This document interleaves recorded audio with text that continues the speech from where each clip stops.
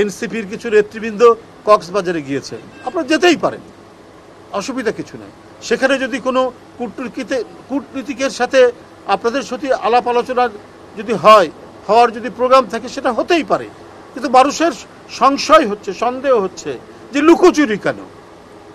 আজকে কি বলে যে এই হোটেলে আছি, তারপরের দিন আবার কিছু সংবাদপত্রে কিছু কথা উঠলো, তারপরের দিন আবার হোটেল পরিবর্তন করা, আবার আরেক জায়গা হয়, এইটাই মানুষ সন্দেহ করে। এটা করবেন কেন? আপনারা তো এই যে গণ অভ্যুত্থান, সেই গণ অভ্যুত্থানে আপনারা তো নেতৃত্ব দিয়েছেন, আপনারা সেখানে অংশগ্রহণ করেছেন। জনগণ চায় এই যারা গণতন্ত্র ফেরানোর আন্দোলনে যারা কাজ করেছে তাদের প্রত্যেকটি ক্ষেত্রে স্বচ্ছতা থাকবে। কিন্তু আজকে জনমনে আপনারা কেন সুযোগ তৈরি করে দিচ্ছেন? কেন আপনাদের নিয়ে বিভিন্ন কথা উঠছে?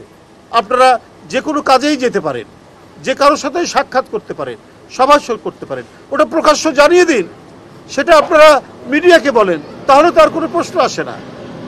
তো এই লুকোচুরি করলে তো মানুষ নানা ষড়যন্ত্র করবে, মানুষ নানা ধরনের এখান থেকে নানা কাহিনী রচিত হবে, এইটা হওয়া উচিত না।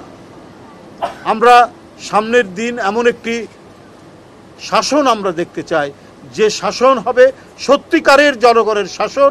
কারণ যারা রাষ্ট্র ক্ষমতায় থাকবেন তাদের প্রতিটি পদে পদে জবাবদিহিতে থাকতে হবে জনগণের কাছে। গুজব তৈরি হচ্ছে এবং মানে বিভিন্ন জনবিরোধী কর্মকাণ্ড এমনিতেই স্বয়ংক্রিয়ভাবেই ঘটে গেছে।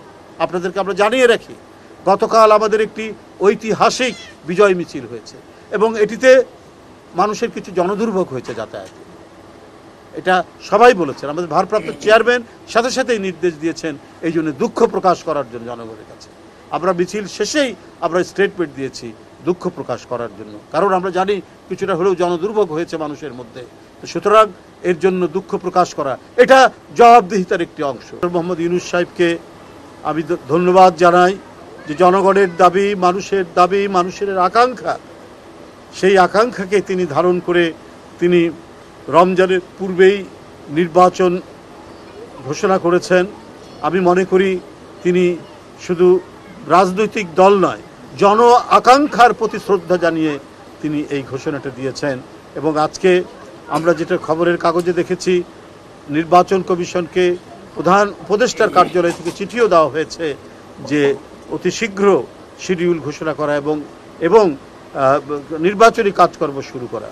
আমরা মনে করি যে অন্তর্বর্তীকালীন সরকার একটি নিরপেক্ষ সরকার, একটি গণতন্ত্র উত্তরণের জন্য একটি প্রস্তুতিমূলক সরকার, বিপ্লবী সরকার, এবং এই সরকার সমস্ত জন আকাঙ্ক্ষাকে ধারণ করবেন, এটাই হচ্ছে মূল কথা, এটাই মোদ্দা কথা।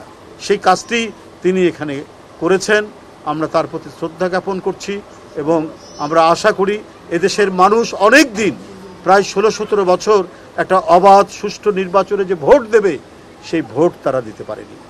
আজকে যাদের বয়স 30-32 বছর, তারাও ভোট দিতে পারেনি প্রায় 16 বছর। এমন এক ভয়াবহ দৈত্য দাবানল, মানে দৈত্যের যে অপকর্ম তৈরি হয়েছিল, এই অপকর্মে মানুষের সমস্ত সুকৃতি, মানুষের সমস্ত ভালো কাজ, এদেশের মানুষের সজ্জন মানুষরা তাদের নিরাপদে বসবাস করা, সেটা একেবারে ভুলে যেতে বসে।